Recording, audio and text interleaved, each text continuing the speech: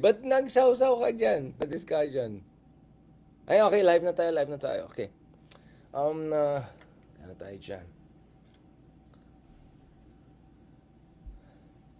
Good evening. Shout out naman dyan sa mga supporters natin from all across the country and the world. Yeah, thank you salamat sa lahat ng mga followers natin from all corners of the world in the 3 years that we have had this our own version of journalism in our productions, deep dive, meta. Thank you very much lahat ng mga supporters natin. Ayan, joining us from CDO, mga minamahal natin ng kaibigan from the beautiful island of Mindanao. Thank you so much sa lahat ng mga sumusuporta sa atin.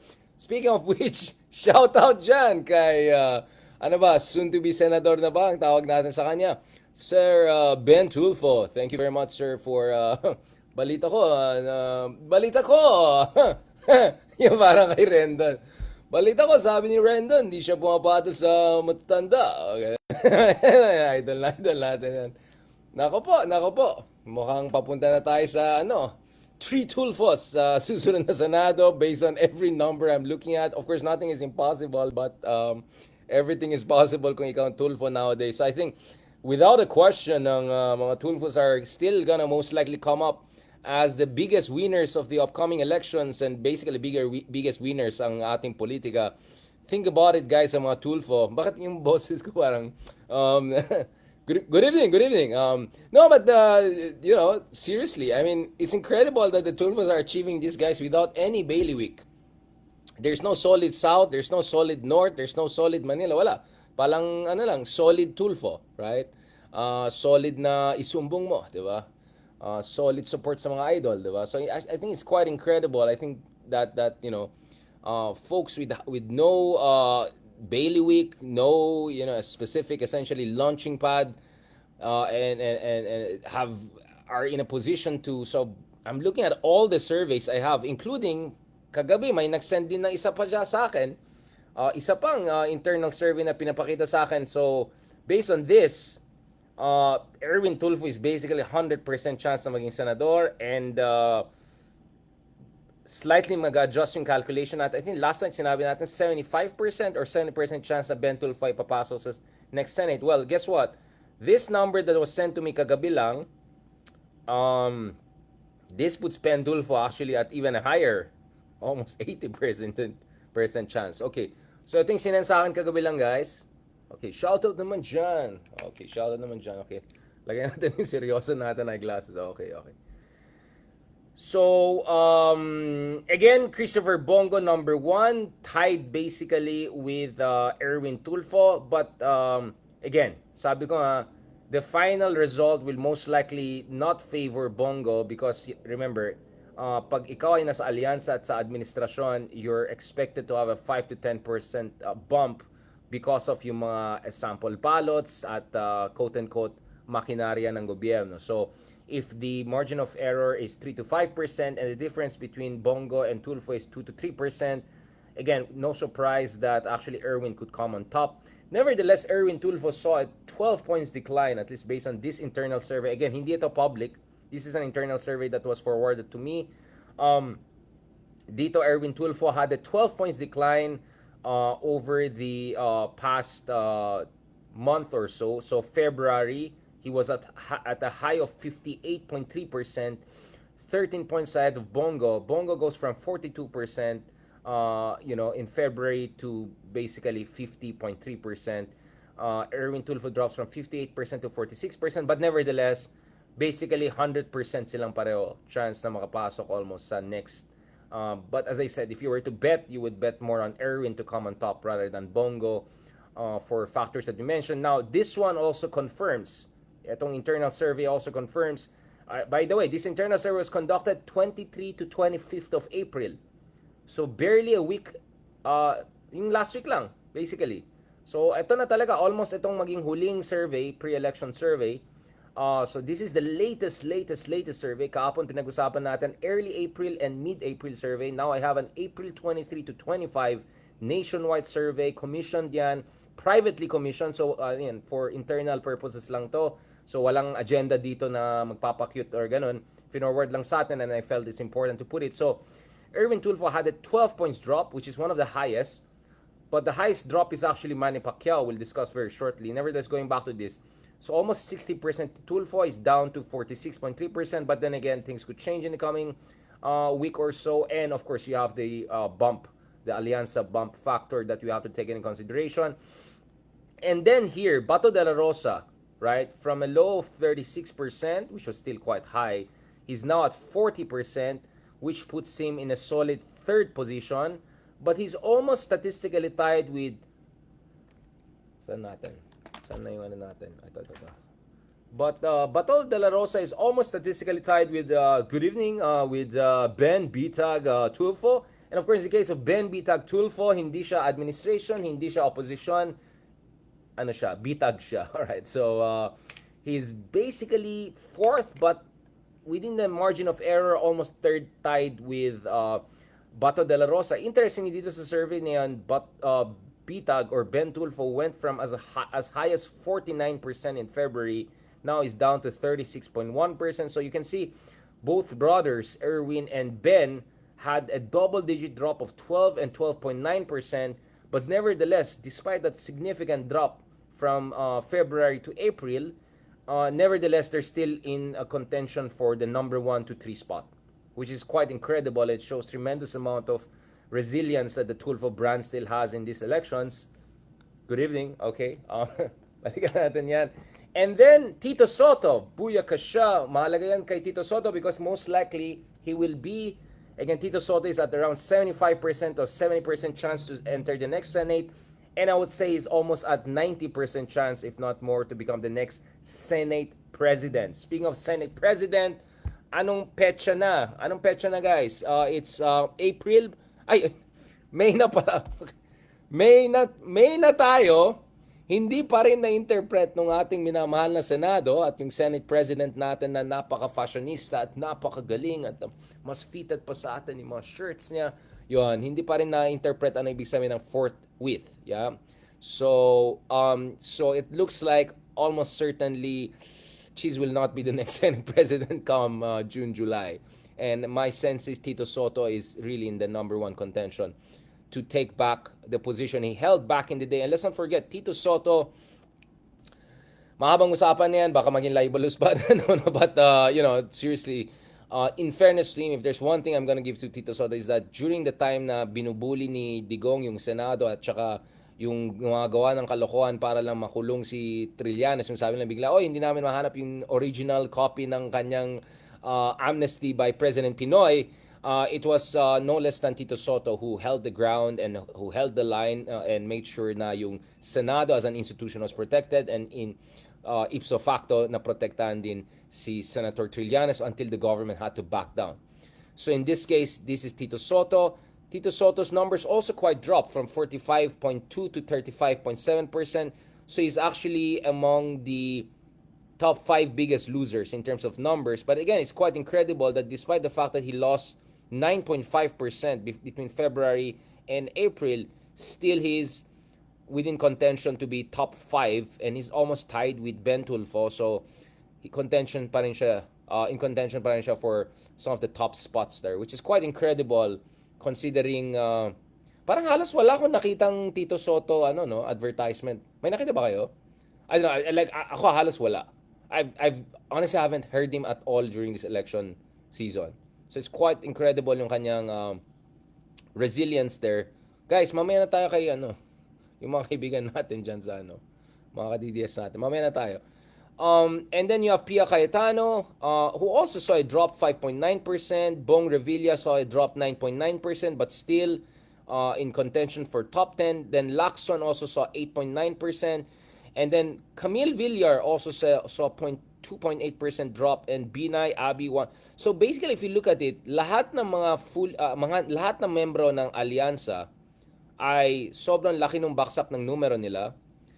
Most incredibly, in the case of Manny Pacquiao had negative 12.8 points drop, really big, much bigger than Erwin Tulfo. Although Erwin Tulfo was as high as almost 60%, and now he's still almost close to 50%.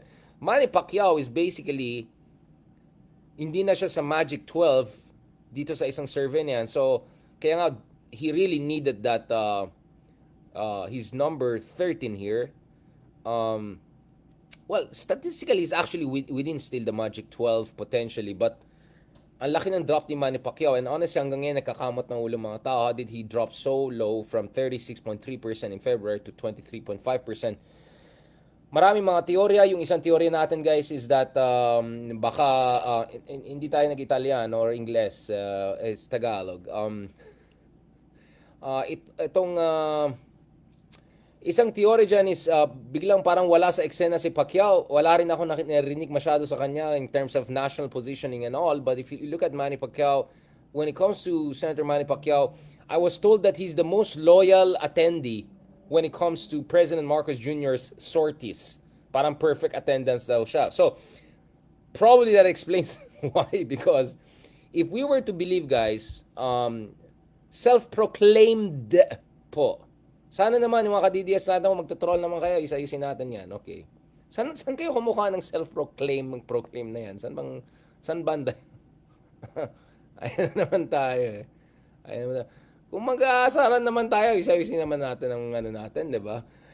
So clearly you can see here, lahat ng mga alyansa members had a significant drop between February and April. And, number one thing that comes to my mind is Duterte's arrest, which may explain also bakit lahat ng align kay Duterte. Bongo plus 7.8%, Bato plus 4.3%, Marcoleta plus 10%, Philip Salvador, si Ipe, pag-usapan natin, 12.8%.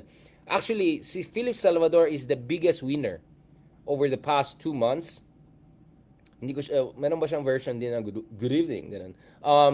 So, biggest loser si Pacquiao at biggest winner si Salvador. In fact, 12.8 points yung gain ni Philip Salvador, negative 12.8 naman yung, exactly the same amount ang nawala naman kay Pacquiao. Kaya, Pacquiao now is not too far. He's almost statistically tied with Bam Aquino. In fairness kay Bam Aquino, he had a 1.8% increase from around 22.1 to 23.5. So, pasok sa 12 si Bam Aquino, but he's really statistically tied basically with Manny Pacquiao. Marcoleta and Philip Salvador at 21.8% each, almost exact number. But the significant jump really, wow, this is incredible. Philip Salvador was 9%. He was not even double digit. Single digit lang si Philip Salvador in February. After nakulong si Digong and all of the drama of DDS and all, he jumped to 21.8%. So more than twice. Dumoble yung numbers niya. In fairness naman kay Marcoleta, at least he was double digit, 11.6, almost 12%, and is now up to 21.8%. That's 10% gain for Marcoleta, but 12.8% gain naman kay Philip Salvador. So that puts Philip Salvador within the range of Magic 12. And then you had Abalos from 23 to 21. You have Pangilinan from 21. So si Kiko, he's at number 17, but then again, he's just a few percentage points away from the other candidates. Ang sobrang sobrang maikpit to. And then of course, ating paborito, the how should we put it? Namamangka sa maraming lupa. Hindi na, mixed metaphor na naman tayo. And then ito, one of the biggest losers over the past quarter. So this is the case of Imee Marcos. She's down basically from 23.8%, which would have put her above both Pacquiao and Marcoleta and Philip Salvador. The other month, she's now down to only 18%, 18.5%. Remember, this is April 23 to 25, so cover na po yung at least tatlong quote-unquote hearing ni Imee Marcos. So, if we were to believe this, again, this is internally commissioned, so hindi ito for public manipulation or mind conditioning. This is just internal number forwarded to us. Imee is really in big trouble because hindi nakakaroon. So dito nakikita natin guys na mukhang the endorsement by Sara is not helping Imee that much. In fact, it looks like even Camille is not benefiting that much. And weirdly, in case ni Camille Villar, alam niyo naman yung binuksan yung kaso sa water investigation, whatever. But according to Toby, no? Yung head ng Alyansa campaign team. Administration pa rin si Camille? I mean, like what? Yun yung dalawang bangko, tapos bumalik ka sa isang bangko, tapos bumalik ka ulit sa bangko, tapos yun. Yeah, I'm not sure it's gonna help Camille, actually, to be honest, that she's in this kind of a, I was like with Sarah, and then back with Alianza, and then with Sarah, like, I don't know. But Imee is not doing well, is despite all of those endorsement by Sarah, yung unit team nila ni Sarah, and all of that, she's below 20%. In fact, Busita and Bondok, Jimmy Bondok, and Honasan are almost statistically tied with Imee Marcos. What's interesting though in this survey is Willie Revillame is actually not even in top 20. Dun sa ibang surveys, Willie was barely top 12 or labas sa top 12. This one, na latest survey, mukhang si Willie ay medyo malaki yung baksak ng numbers na, almost double digit, no? Almost 9% yung baksak niya. And here, I want to make a shoutout naman dyan kay Sir Philip Salvador because to be honest, in fairness, let me apologize kasi may nag-forward din na to. Sabi niya, ano ka ba? Nakalimutan mo yata yung isa pang clean slate. Sabi ko, oh nga no. Speaking of clean slate, guys, isa pa to, isa pang clean slate. Ito guys. Yun, talagang, I mean, I'm not sure kasamang bigyan ng jacket ng mga, yan, clean slate din. So may nagsabi, bakit ka Philip Salvador ng Philip Salvador? Ito clean slate din. Bakit di mo tinatalang linis talaga ng record, no? Malinis talaga ng record, ha? Medyo umiiba ng tingin natin sa pag sinabi malinis ang record na itong taon na to. Medyo ganun ang naalala kong malinis na record. Yan, malinis na malinis. Yeah, except, kinorek naman tayo ng mga medyo mga mas nakakatandang henerasyon at sabi na, ano ka ba Richard? How dare you na inaano mo si Philip Salvador? Si Philip Salvador, pag pinanood mo daw yung mga movies niya, Jaguar, di ba? Marami siyang mga movies. Magaling pala siyang actor, guys. I'm so sorry, I didn't know that. Hindi ko alam, magaling pala talaga siyang actor. I didn't know award-winning pala siya. I thought action star lang siya, gano'n. Yung pala, ang dami pala niya mga gandang, pelikula, di ba? Bayan ko, kapit sa patalim. Masahol pa sa, oh my goodness, itong masahol pa sa ayo, parang, ito, PMC Star Awards, Best Actor, Bayan ko, kapit sa patalim, 1986, bago tayo pinanak. Meron na pala siyang PMPC Star Awards Best Actor. Yan ang dapat ilalagay sa ni Philip Salvador sa mga achievements. In fairness, personal achievement naman yan, di ba? Kapit lang guys, sa patalim, yun. Di ba? Masahol pa sa, itong masahol. Guys, ka-Hector. Yan. Tatlo pala yung Best Actor Awards niya. I had no idea, guys. Sorry, guys. Okay. And then, meron din siyang FAP, Luna Awards Best Actor. Cain and Abel. Ito, bayan ko ulit, kapit sa patalim. Balweg. Etong boy, ito talaga, totoo pala tong movie na to. I thought it's hindi din yung isa, yung hindi Balweg, yung isang And then, masahol sa hayop ulit, ka-Hector, hanggat may hininga. Yun. Dami pala niyang awards, guys. I had no idea. Meron pa siyang Gawat, Urian, Best Actor, Cain at Abel, Karnal, and yung bayan ko talaga, kapit sa patalim. Ang dami pala niyang award dun, ha? Ito, guys, itong movie na to. Alam na alam ni Lord De Vera yan. Kung gusto niyo ng deep artistic analysis, yung Jaguar talaga, doon ako na yung Jaguar. Sabi ko, ayos, And then, meron siyang famous Best Actor. Meron pa, so kasama ulit yung bayan ko, Masahol pa sayo, at saka Bobby Barbers, Parak. Paano ba sabihin yan? Bobby Barbers, Parak. Yun, ang dami pala niyang, grabe pala, ang dami niya palang awards, guys. I had no idea, I'm so sorry, guys. Dapat sinama yun. I'm not sure kung relevant siya sa Senate, but, hey guys, this is a personal achievement, I would say, that dapat ilalagay natin. tingnan naman natin si Willie Revilla, ano ba ng mga personal award niya sa buhay. So, sorry guys, dun sa mga fans ni, Philip Salvador. Philip Salvador. Pasensya na. So, tingnan natin, kung meron ba siyang mga awards? Wala. Wala eh. Mukhang wala masyado. Ang awards lang niya, subscriber number sa YouTube. Ito guys, ayun, pag nilagay mo awards, ang lalabas lang creator awards sa YouTube. So, I'm sorry guys. I'm sorry guys. May level pala to. May levels pala tong clean slate. So in fairness, itong sa clean slate ni Kuya, yung isa, ang dami pala niya awards. Sana sinama na lang nila yung FAMAS Award, yung mga kapit sa patalim, yung mga ganyan, di ba?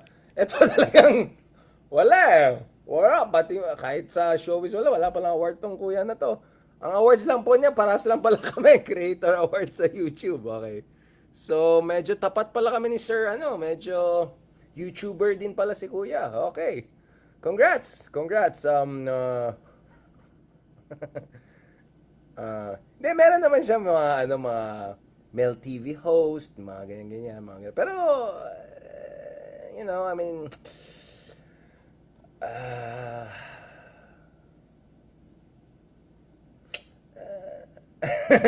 wag na lang, okay. Okay na tayo. Sige na nga, ilagay niyo na lang yung best host, TV host of the decade, yung mga ganyan. Celebrity inductee sa may Eastwood Walk of Fame. Oh, wow, talagang meron siya. Hindi, pero guys, in fairness, ito lang palang award, ito lang legit na award. Awit Awards, Best Novelty Recording 2008, Sayaw Darling. Pero hindi siya nanalo. So, yeah. Sorry kay Sir Philip Salvador. I had no idea you were such a... Grabe yung madaming awards, oh.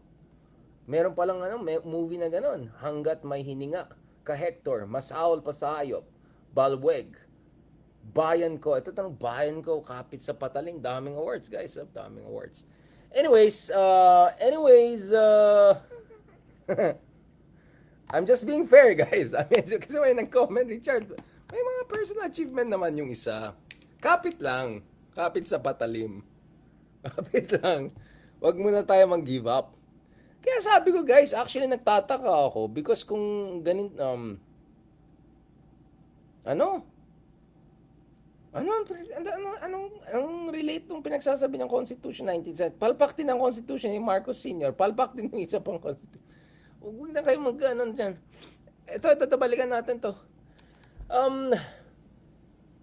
Let's not forget, guys, until around 25-30 years ago, ang number one sa ating Senado ay katulad ni hindi Robinhood Padilla, hindi Bong Revilla, hindi no, it was I mean, Huito Salonga types, right? Sila yung nagtatop dati. So something went wrong really, just to put it bluntly, in the past 2 decades or so.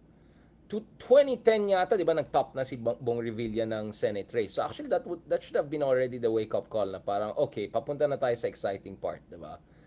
Of course, this time I mean it in a more sarcastic way than usual, with a touch of irony. But,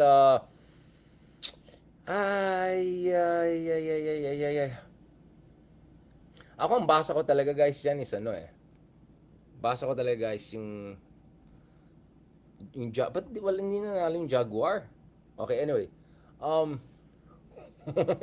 Yung isa kasi hindi ko masabi yung pangalan ng isang pelikula niya, parang hindi politically correct eh. Hindi ko tuloy nasabi. Pero alam niyo na, isang movie na nagsisimula sa boy. Hindi ko nasabihin, baka hindi na politically correct. Anyway, hindi guys, talagang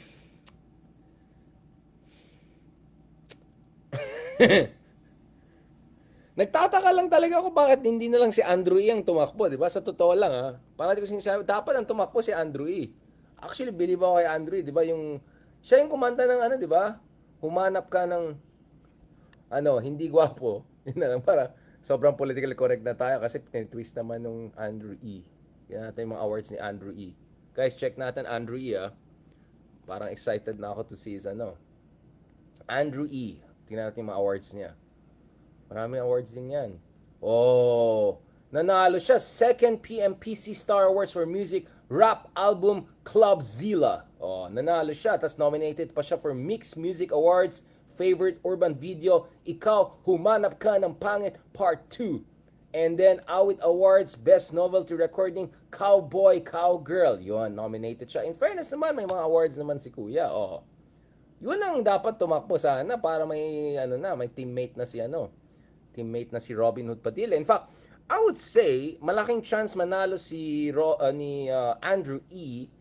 sa itong election cycle na to because interestingly, thanks sa ating research department led by Mommy, mukhang Andrea ay very Naalala niyo guys, nung nagsimula tayo ng podcast na ito, naging nostalgic talaga tayo. Naalala nung nagsimula tayo ng kanta natin, yung Sara, Inday, Sara Duterte. Di ba? Yung mga different versions. Ngayon, si Andrea ay medyo alyansa na. Medyo iba ng init ng hangin. Sana tumakbo na lang siya.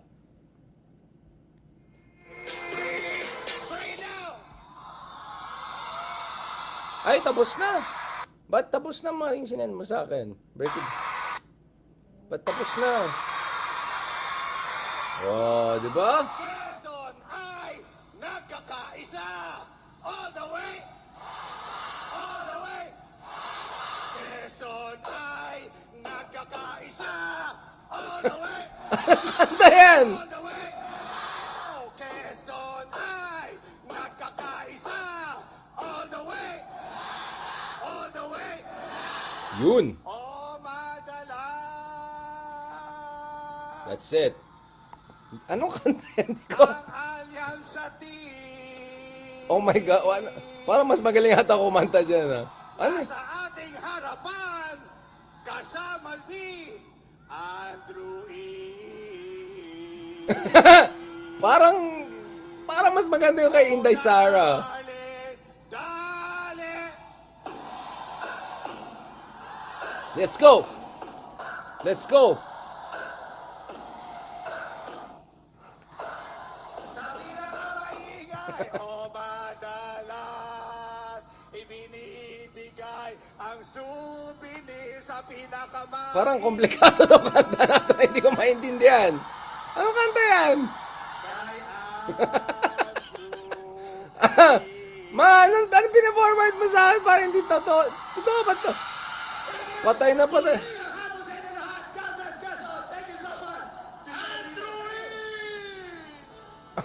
Anong kanta yan? Di ba yung bagong Pilipinas sa kanta? Tuwan-tuwa naman ang tao sa kanya. Hindi ko nag-gets yung kanta. Paano naging kanta yun? Paano naging kanta yan? Ma, paano naging kanta yan? Yung research department natin, mali. Saan yung kanta doon? Hindi ko nag- Okay, let me reconsider yung recommendation ko na kumanta siya ulit. No, that was weird, guys. But, interesting si Andrea, hindi na Sara all, Hindi na Inday Sara. Speaking of Inday Sara, ay, naku, nakita naman natin Tatak Duterte na mukhang kinasuhan natin. Like brother, like sister, like father. Oh, alam niyo na, hindi na natin kailangang pag-usapan yan. It's all over the news. Talagang, iba talagang Tatak, So, kaya, I'm gonna say something very controversial, guys. At, let me put it this way.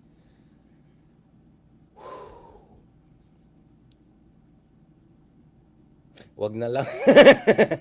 No. Honestly.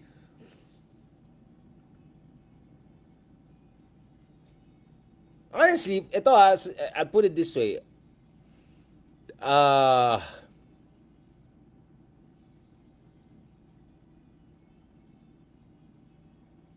Given everything we see and all of the permutations and all, I don't know how to put it, guys. Parang wag naman kayo mag-comment na gano'n. I don't know how to put it, guys, but honestly, like, if you look at the field and look at what has been happening to our country in the past decade and all, to be honest, like, I don't know, like Tatlong Tulfo and Ben Tulfo, good evening, and then Erwin Tulfo. I mean, in fairness to Erwin Tulfo, for instance, DSWD siya, and then pretty rapid yung response and all of that. No, I know all of these concerns about ito ng bagong dynasty, itong ganyan-ganyan, yung trial by publicity, mga ganun. But honestly, I'll put it out there. Tulfos are an improvement, significant improvement on Duterte's. Let's be honest. Right? Alam ko na maraming beses na hinamon ng mga Duterte's ng mga kung sino, ay sorry, hinamon ng mga Tulfos ang kung sino-sino ay abandoned warehouse. Abandoned warehouse. Kita tayo dyan. O, yan. Yung mga, pero in fairness, I mean, hindi mo makikita na yung mga tulpo ay nananapak ng piskal. Hindi mo makikita yung mga tulpo na hine-headbutt yung kung sino-sino kung saan bar. Hindi mo nakikita yung mga tulpo na nag-openly calling out for EJK. Wala, you won't see that. I mean, kaya actually nagtataka ako dun sa mga ibang vloggers natin na kaibigan na galit sa mga Tulfos, and you know, I mean, I can see criticism of the Tulfo, you know, way of doing things, pero for me it's the height of hypocrisy to be anti-Tulfo but okay with the Duterte brand of justice. Seriously? Like literally the Duterte brand of justice is now on in the ICC, just to put it mildly, right? And yung isang matanda mukhang dyan na siya for the rest, diba? So honestly, like the field has so much change. I'm not as horrified by the prospect of, you know, as or not as horrified as other people by the prospect of like three members of the same family. They're as much as the prospect na etong mga tao na aligned sa Duterte brand of governance ay ang laki ng chance, dalawa at least dyan ay mukhang 100% almost chance na makapasok sa Senado, at yung isa pa dyan, alam ko marami siyang award as an actor and all of that. In fairness, thank you for the correction dun sa mga kaibigan natin sa mas nakakatanda na henerasyon. But, wow man, that's crazy. Yan, hindi nga natuloy nga yung kay Raymart, hinamon lang. Raymart Barreto, kita tayo dyan sa abandoned warehouse, diba? Ang katulad sinabi natin ng ni Prof. Leloy Claudio. But no, honestly, I mean, I'm looking at this field and this is crazy. So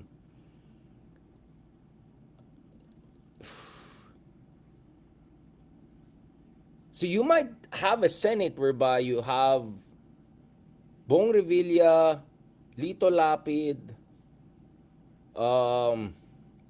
Philip Salvador.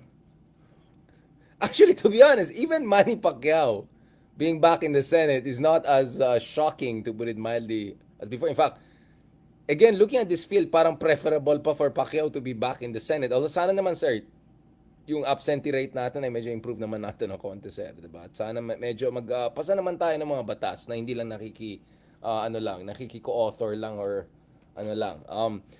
But you know, this is what I'm saying, guys. If the good guys don't fight the good fight, if you know, yung mga namulat natin ng mga kababayan do not crystallize their support dun sa mga mas matitino na kandidato, if not more than matino na kandidato, good luck talaga sa atin, guys. Good luck talaga sa atin. Good luck talaga sa atin, guys. Oo. Ayan, andyan dito na natin mga Dumdum Boy fans. Okay, suspend natin mga yan. Okay. Alright. Wala tayong oras sa mga losers. Okay. Anyways, balikan natin. No, I mean, guys, look at this field. This is crazy. And ang tanong talaga dito is what went fundamentally wrong between 1990s. Hindi ito actually late 1990s and early 2000s.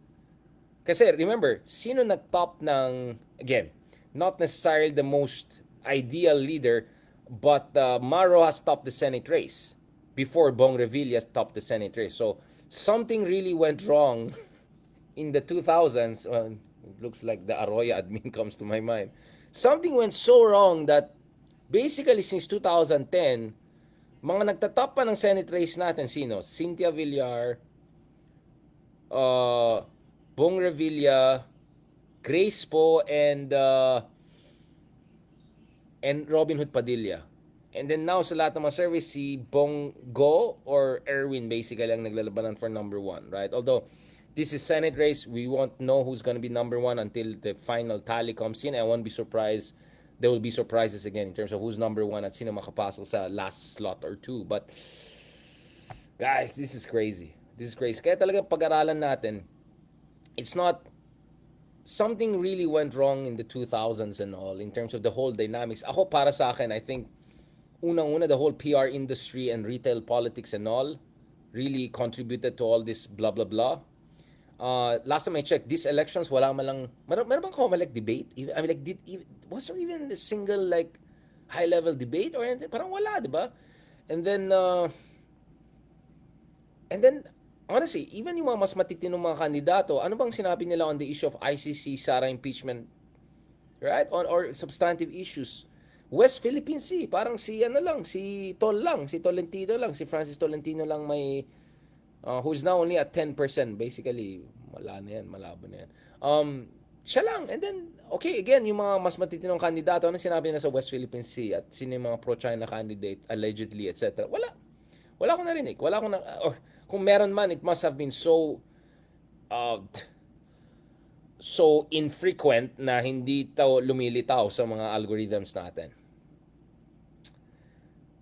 So what I'm saying is that something really went wrong, really, really wrong in the 2000s and all, when by you go from Jovito Salonga all the way to sabihin natin Mar Rojas as your top senatorial candidate, candidates essentially. Again, in fairness to Mar Rojas, you want to look at his CV, compare natin dun sa mga, diba, yung mga bigyan ng jacket ng kaibigan natin, diba? I mean, so how do we go from, ako, feeling ko really it's a combination of factors eh. Isa dyan is this whole PR, celebritization ng ating politics. Pangalawa, tama, yung sinasabi ng mga kaibigan natin, cynicism. Dahil napagod na ang tao eh. Kasi kaysa umunlad yung ating demokrasya, I'm not talking about our economics, I'm talking about our political institutions. Kaysa magkakaroon tayo ng real political parties, we moved actually towards more personalized, celebrity-driven politics. Even yung mga traditional politicians mo, they act like frustrated artists or actors or feeling artista. And then things got really, really crazy, right? Nung panahon ni Digong, 2019, you have people like Bato de la Rosa who transitioned from PNP chief executioner of Duterte's drug war. Next thing you know, nagka-komedyante siya, right?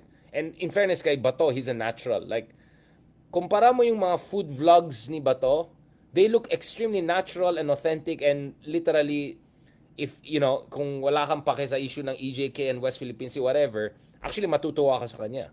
And then kumpara mo dun sa mga food vlogs ng iba na obviously gusto lang nila maging relatable at minsan sobrang sablay, di ba?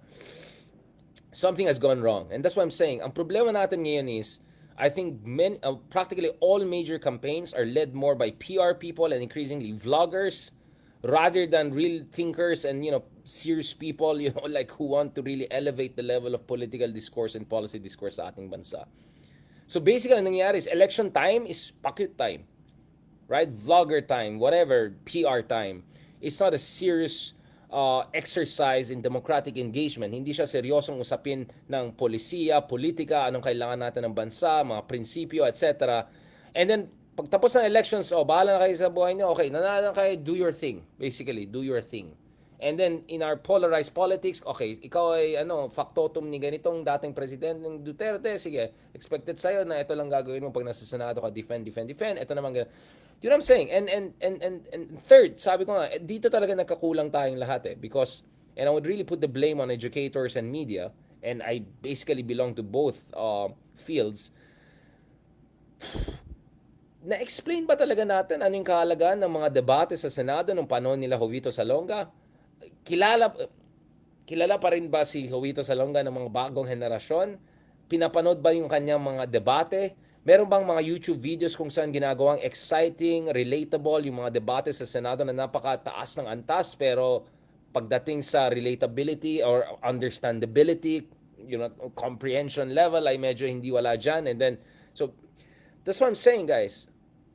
Mahirap talaga to make something. I mean, critical thinking is so hard to sell because mahirap siya. You know, critical thinking means you have to throw away your prejudices. You have to throw away easy assumptions. You have to throw away common wisdom or common sense na sometimes is neither common nor sensible. It means rethinking your basic assumptions, almost Nietzschean, right? Reevaluation of all your assumptions if it's necessary, which is what we did during when Duterte won. I said, you know, actually even before Duterte winning, I said, we're gonna have a very major reset in terms of our understanding of the fundamentals of Philippine politics. Again, as my good colleague Leloy said back in the day, when Duterte won, basically Philippine studies became Duterte studies, right? In my case, because napag-aralan natin ng mga dahil pinag-aralan natin, sorry, yung mga ibang mga populists, Jokowi, Modi, Erdogan, etc. Medyo I knew exactly, I knew basically what was going on. Kaya once Duterte was the president, I said, okay, we're really gonna go into an interesting times, and we have been writing about this since then, consistently and continuously, etc. To make people understand this is not exceptional to the Philippines, but nevertheless, Duterte is exceptional by our own political history standards. But going back to this again, that's what I'm saying. Up until 2010, you had pretty high caliber people topping the, and when I say high caliber, meaning I'm not trying to be elitist or anything. Hindi ito usapin dahil Wharton graduate si Mar Rojas or Yale PhD si of law si Ovito Sala. No, it's not about that, guys. It's about yung basic competence na hinihingi mo sa isang mambabatas. 'Di ba? Sa isang tao ng trabaho niya is pag-aralan yung batas, tignan yung ang kakulangan sa batas at gagawin niya yung kailangan sa batas. And you don't need to be a lawyer for that. Like Risa Ontiveros is not a lawyer, but I think she has been way more competent in her job as a senator than yung mga iba na technically lawyer pero forthwith pa lang hindi nila alam yung ibig sabihin nun.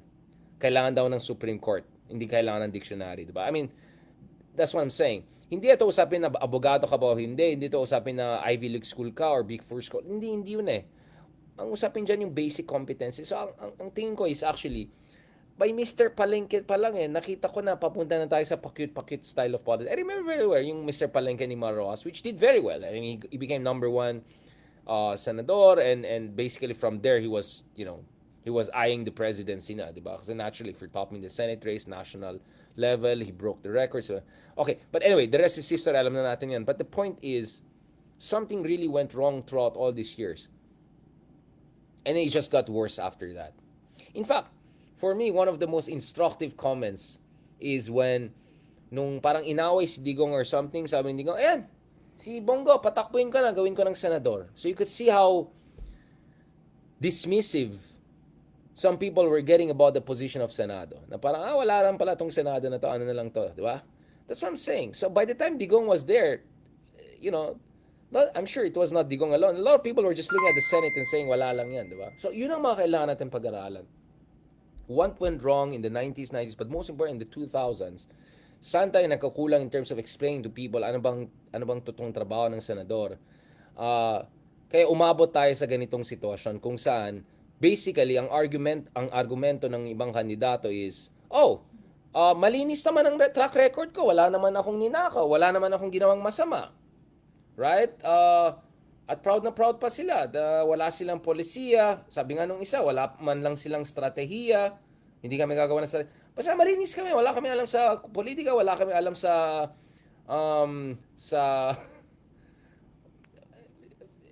basically walang alam, di ba? Yun ang idea. And then proud pa, di ba? Na when in fact, ang issue po dito is competence, di ba? Yung tatrabaho ka, any job you're applying for, you have to have relevant competencies. Relevant competencies. That's the key term. Right? Relevant competencies. At yun ang hindi natin nakikita, guys, dito sa mga basically numbers we're seeing right now. Diba? Diba? Na gawin pang point of pride ito na clean slate. Na, wala rin akong ginawang masama, wala akong ginawang, and proud pa, diba? Ako naman, wala naman akong pakialam kung, ganito na, wala naman akong problema kung first time mo magpolitika, lahat naman tayo, there's first time for everyone, right? But, ano bang relevant competencies mo dun sa trabaho ng senador? Yung iba nga, tumatak ko senador, may alam ka ba sa trabaho niyan? As I said, it's not about being abogado or Wharton graduate or Ivy League. No, it's about just basic competency. Again, Risa Ontiveros, right? Hindi siya abogado or, academic or whatever, but she's very competent, right? So something really went wrong there, guys. And that's why talaga, we have to go back to the basics here. We have to really go back to basics because na-trivialize, I think that's the right term, na-trivialize yung position ng Senado. And you cannot also blame the voters. Again, going back to what some of our friends were saying, naging cynical lang tao kasi nakita nila dekada after dekada, Senate hearing after Senate hearing, hindi nagbabago yung fundamentals ng ating demokrasya, yung fundamental weaknesses. And again, this is why I go back dun sa mga kaibigan natin, yung mga followers pa ng mga ibang epal diyan. It's not as simple as, kasi napaka-simplistic. That's why little knowledge is dangerous. Yung mga parang, mag-parliamentary tayo, everything will be perfect. It's like, what tells you that from here to there, hindi na naman sasakupin ng mga politika yung new political system? Remember, right? Most likely, if there's going to be constitutional change, ipupush ng mga politiko na sila mag-draft ng new constitution, etc. So clearly they're going to protect their own interest, right? More than that, guys, what is our guarantee that if we shift, let's say, to a parliamentary system, hindi na naman yung mga katrapuhan na maging dominant dyan? Because you can see Malaysia is a parliamentary politics system, and it's the level of corruption and competence is all over the place. Swerte lang Malaysia, ang liit ng population, ang laki ng oil nila, and etc. But I can talk about parliamentary systems in Iraq, right? I can talk about parliamentary systems in all sorts of global South countries. So, yung mga iba, it's like, you cannot cherry pick examples like from Europe just to make let's look at parliamentary system. So I'm all for criticism of the presidential system. Hindi ako nag-disagree dyan. Absolutely, we have serious problems. But if you propose a solution, this is very Edmund Burke, you have to give me an assurance that the solution will not make the problem even worse, or that the solution is worth the trial, or that the transition period. So this goes back to the Edmund Burke versus Hegel debate, diba? So critical thinking, because we saw with Digong, he tried to give us shortcut solutions. Give me 6 months, blah, blah, blah. Next thing you know, right and left people are getting killed, but there's no significant transformation ng ating law and order situation. If anything, it got worse, right? And then so on and so forth. And then yung tinatawag na secondary effect, law of unintended consequences, lahat yan tinuturo sa'yo kung may alam ka talaga sa social sciences among others, which obviously yung mga ibang kaibigan natin na enthusiastic masyado ay medyo hindi binibigyan ng pansin yung mga nuances and law of unintended consequence and yung mga multi-causal analysis and all of that. But anyways, going back to this, guys, I just wanted to do this I wanted to just do this itong latest na ginagawa natin because gusto ko lang sorry sa mga sa mga kaibigan natin na hurt. Bakit purong si Philip Salvador ang fino-focus mo? Napakagaling niyang artista. So, I stand corrected. Like yung isang incident, I stand corrected. Magaling talaga na artista pala si Philip Salvador. I didn't know that. So, I always respect and I always welcome new information. Ang hindi ko lang alam is how is that a relevant competency when it comes to the actual job of a supposed senator of the Republic. Right? Yung Senado, right? Basically, we got the idea from the ancient Rome. On that note, thank you very much, guys. Maraming salamat. Kapit lang. Parang sa patalim. Hindi naman sa patalim. Kapit lang. Hindi naman tayo patalim. In fairness naman, hindi naman ganun ka-hopeless yung situation natin. But it is important we constantly look at fundamentals. Where did we go wrong? Saan tayo nagkamali? You have to look at multiple factors and dimensions, yung mga monocausal na kabubuan na mga kasyungan na arguments na you just do this, everything will be fine, yung mga ganun, please, just stay away from that, yung mga kasyungan na ganyan arguments. You see, if you had any training in medical sciences, like some of us, yours truly had a little bit of training in like mga pre-med or ganun. If you took basic biology, for instance, or anatomy, physiology, you'll understand that, like the human body, there are many factors that explain a certain phenomenon, right? For instance, if you want to increase your endurance, you have to fix your diet, you have to have cardiovascular training, there's genetic factors. So if you had a background in if not social sciences, biological and natural sciences, you would understand that in complex systems like political democracies, for instance, solutions have to be multi-causal and multidimensional. Kaya one of the things we have to avoid is yung mga kasyungan na political will lang yan, ayusin natin lahat. Ayan na naman, Duterte naman, purong kapalpakan nangyari. Palitan lang natin, okay na yan.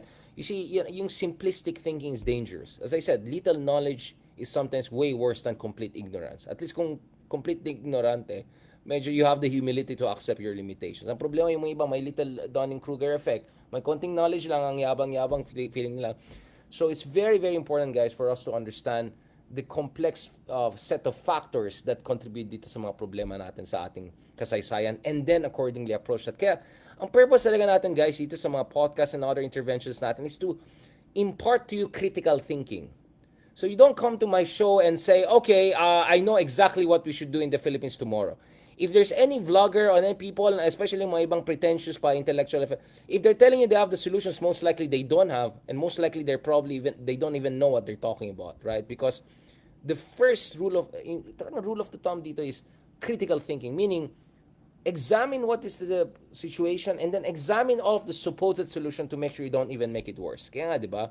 The proverbial medicine that it was, worse than the disease itself. That's what we cannot afford. We got that under Digong. How many times I warned nung time na yan na Digong's supposed solution will make it worse. Andyan na naman tayo. How many times na sinabi ko na budol yung sinasabi na golden age, yung Marcos, blah, blah, blah, and then nag-unity tayo, tignan nyo nasaan tayo ngayon. Right? And then, of course, we're most likely gonna have a more circus-like Senate soon. But having said that, guys, if we can work on our critical thinking, not fall for etong mga scammers, etong mga pretentious vloggers na paek-ek na ganun, then maybe we have more hope in years to come. And more important, in the meantime, kapit lang. Katulad ng pelikula ni Philip Salvador, kapit na lang sa patalim because may pag-asa pa naman tayo siguro kahit konti. On that note, thank you very much. Maraming salamat. Please don't forget to check out some of the interviews, some of the recent podcast episodes we did with the leading political scientists and political analysts and pundits and experts in the country on sa darating na elections, what are the stakes for the country. Check them out on YouTube and different platforms. As you know, sometimes inuuna natin yung basic versions. The multicam versions will come later on because matagal siya edit, matagal siya i-process. So sometimes nauna yung basic versions, mga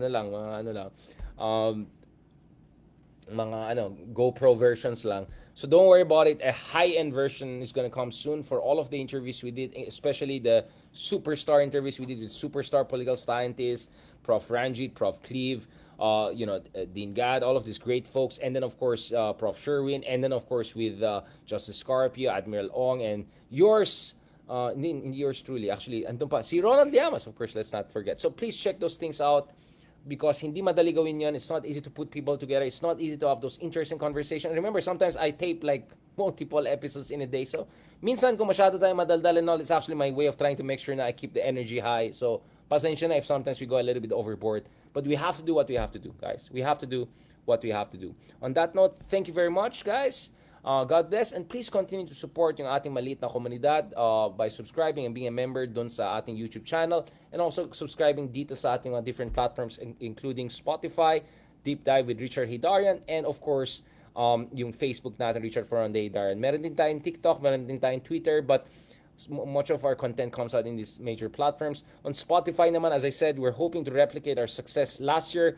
We had a peak of number 6 or number 5 of all podcasts in the country, all podcasts, not only political podcasts, like kalaban pa natin yung mga celebrities, singers, musicians. We were able to make it top 10 multiple times back in 2024. So we hope to replicate that and land again in the top 10 leading podcast in the country. As I said, I'm not competing with others. I'm competing with myself. And we're also competing with non-political genre podcasts. So that's what we should keep in mind. So thank you sa inyong suporta. All you need to do is just ask more people to check them out, more people to subscribe, and if you believe you deserve at least the encouragement, of course no one is perfect, malaya tayo sa perfect, at least if you believe that we need the encouragement, please go ahead. So on that note, thank you so much sa inyong lahat. God bless and talk to you soon.